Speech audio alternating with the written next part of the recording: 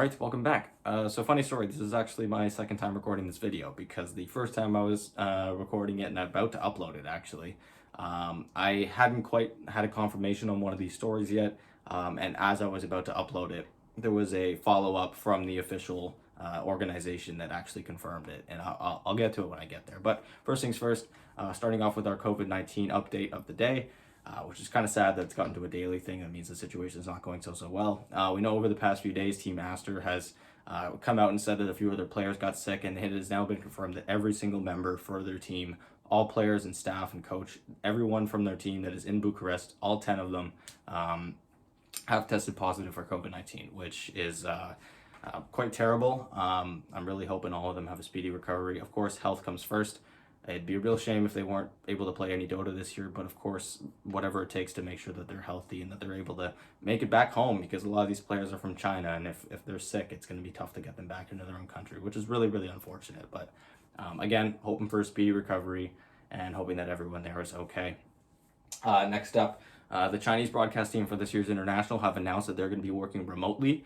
Usually they have 3 broadcast teams working in the arena on the main stage, and that is the English, the Russian, and the Chinese broadcast team. And the Chinese broadcast team has basically come out and said that the majority of their staff don't feel comfortable working on site, so they're going to be working remotely, which is pretty smart if you ask me. I mean, there's no real substantial benefit of actually being on site as opposed to remotely. It's just a broadcast team that transitions scene from scene to scene. So I think this is a smart move by them, and I'm honestly surprised that no other team has announced that they're going to be doing this as well, specifically the English and the Russian group. Next up, this is the story that was not yet confirmed when I first recorded, and it has officially now been confirmed by OG themselves, and that is that Seb is going to be missing this year's International. It was rumored, I believe it was started yesterday on a Gork stream. Someone had basically messaged him that Seb was going to be out because he had to have an emergency eye surgery, and then Mickey was going to be filling in for him. And it was, although it was just a rumor, it was from a source that had previously leaked some things that ended up being true before, notably the Sumail roster change. So there was reason to believe that it might be true, but at the end of the day, nothing was confirmed or denied until, again, I was right about to upload this video.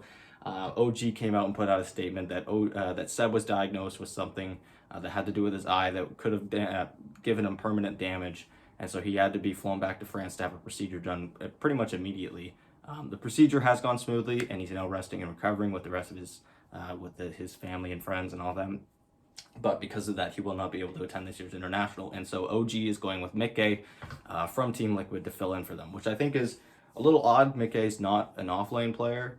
Even when Sumail was filling in for Team Liquid, Koikfo was actually playing in the offlane as opposed to mid. So a little odd that they didn't go with an actual offlaner like Boxy or like 33. It's entirely possible that they tried, but they just weren't comfortable in going to TI this year. Although I find that a little hard to believe or anything, because they all competed for that last European spot. But at the end of the day, who wouldn't want to go to TI? So yeah, that's been confirmed. Of course, all the best to Seb. Hopefully he can recover, because he is a huge part of this team. It's going to be really interesting to see how they do without him, because again, he really has that coach and captain mentality around the team, and so I really hope that they can still hold it together. A lot of this roster is kind of it's not really what it used to be a few years ago when they won, but I still think that core is there. But with Seb missing, it's going to be a little tough. But again, all the best to Seb. And finally, our last news of the day is we officially hit 100 subscribers on the channel. And it's ridiculous, because a month ago I was at like 6 subscribers, most of which were just some friends that I told that I was doing this channel. And now we're at 100, which is absolutely insane. I can't thank you guys enough for watching, and I'm so happy that you're all enjoying my content. This is the content I love to make, and I'm just so grateful that you guys also enjoy watching it. So thank you guys so much for 100 subscribers. Here's to more content and more fun. So yeah, that's gonna do it for me. Thank you guys so much for watching, and yeah, again, sources all linked in the description down below, and I will talk to you guys later today with my regular content. Bye.